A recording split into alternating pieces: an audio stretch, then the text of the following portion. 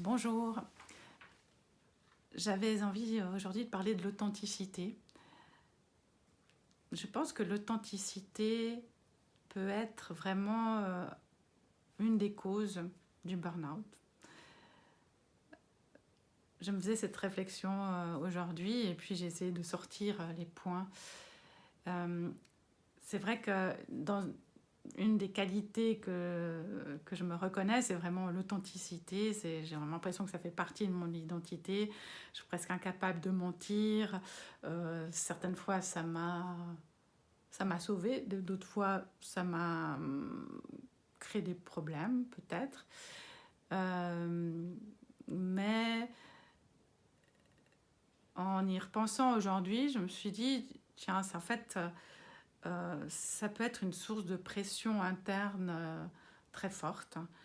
Ça cache quelqu'un qui est très exigeant avec soi-même, euh, qui ne se permettra aucun écart. Bon, bien sûr, euh, on est tous humains, bien sûr, mais au niveau de l'exigence personnelle, du discours interne, si les choses n'ont pas été droites ou si je n'ai pas réussi à exprimer quelque chose, il y a tout un mécanisme à l'intérieur qui se met en marche de dialogue intérieur qui peut être souvent très critiquant par rapport à soi-même.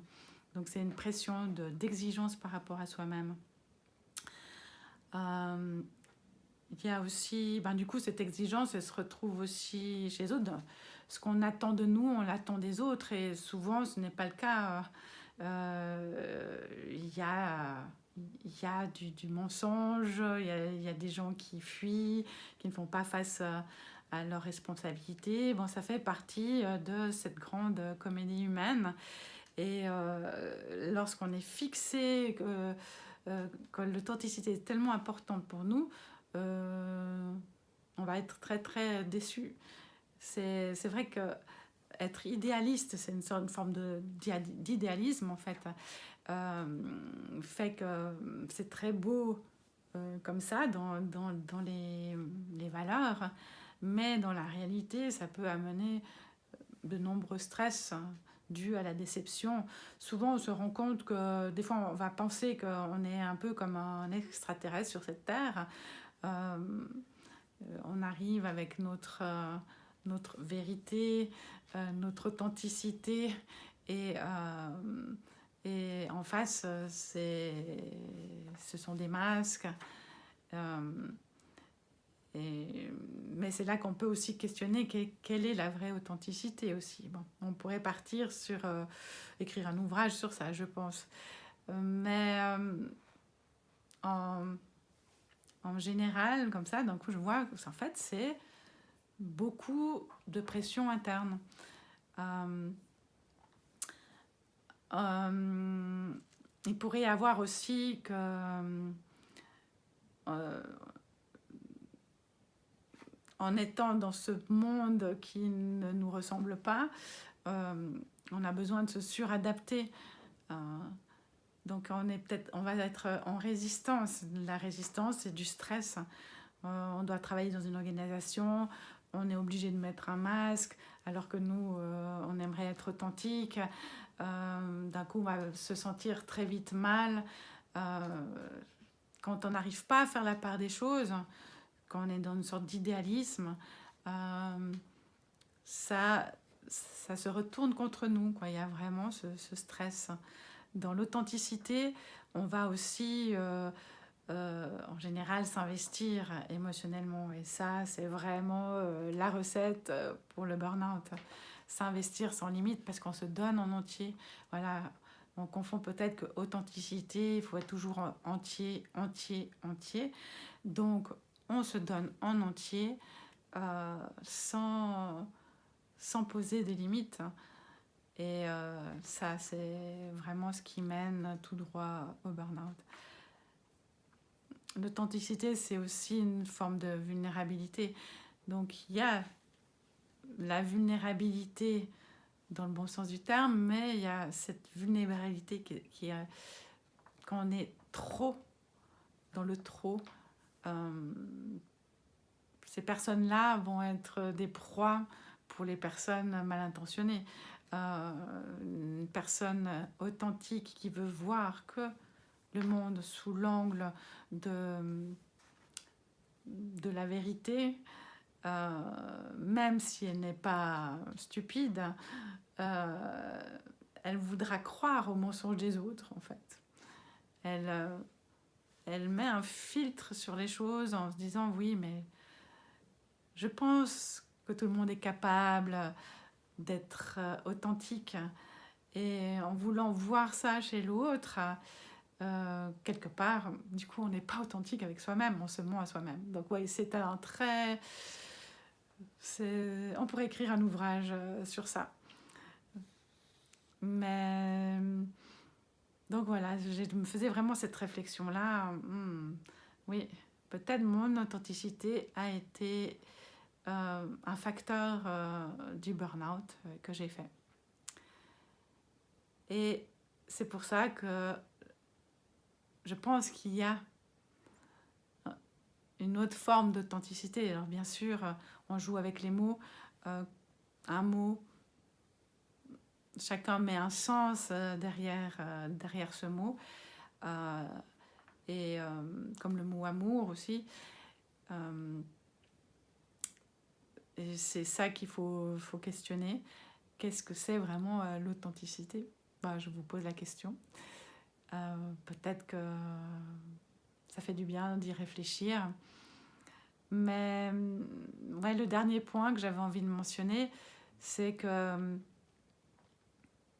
oui, donc comme moi je disais, j'attachais vraiment à mon identité, l'authenticité. L'authenticité, c'est être soi, donc c'est comme, c'est mon identité.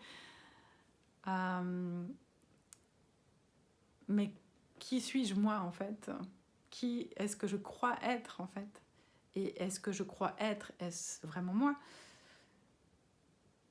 Comme je suis coach PNL, on sait bien que dans le coaching PNL, on va aller vraiment visiter nos croyances limitantes. On va aussi utiliser nos ressources, bien sûr, mais le principal travail de la PNL, c'est vraiment d'aller ouvrir les possibilités, le champ des possibilités au niveau des croyances limitantes pour devenir encore plus ce qu'on est. Donc ce que l'on croit être n'est souvent pas ce que l'on est. Ce n'est qu'une forme restreinte de nous-mêmes. Et nous sommes un être en fait en devenir. Et nous avons le pouvoir de créer l'être que l'on veut être. Donc, on pourrait discuter des heures au niveau de cette notion de l'authenticité. L'authenticité, être soi. Qui suis-je moi ? Est-ce que, en voulant être authentique, je viens juste renforcer cette identité de moi-même, de la personne que je crois être, mais qu'en fait, je ne suis pas vraiment, car j'ai beaucoup plus de potentiel, et que si je reste coincée dans cette notion-là de moi-même, je m'enferme dans une cage et ne me permet pas de vivre autre chose. Donc là, l'authenticité deviendrait carrément un problème. Vous voyez où j'en veux en venir ? Mais voilà, déjà les points que j'ai mentionnés. Déjà, peut-être l'authenticité, donc du coup, qui nous rattache à une identité qui risque d'être fixe. Les hautes exigences qu'on a sur soi-même. Et donc, on se crée des pressions d'être toujours au top, être authentique, de se montrer, de ne pas se protéger, en fait, aussi, de ne pas se permettre la protection. C'est hautement stressant. Du coup, ces exigences de l'avoir par rapport au monde extérieur, quelque part, ne pas pouvoir accepter le monde extérieur comme il est, parce que le monde extérieur, il y a des gens authentiques, mais il y a aussi des menteurs, des gens qui ont juste peur, en fait. c'est ça. Je pense que celui qui ment est quelqu'un qui a juste peur de, de se montrer, de vivre la vie, d'affronter la vie. Il y a du coup cette résistance par rapport au monde extérieur, de se sentir comme un extraterrestre, et on pourrait s'isoler aussi, se sentir de moins en moins adéquat. Dans le travail en général, vu qu'on aime être entier, donc on va se donner entièrement.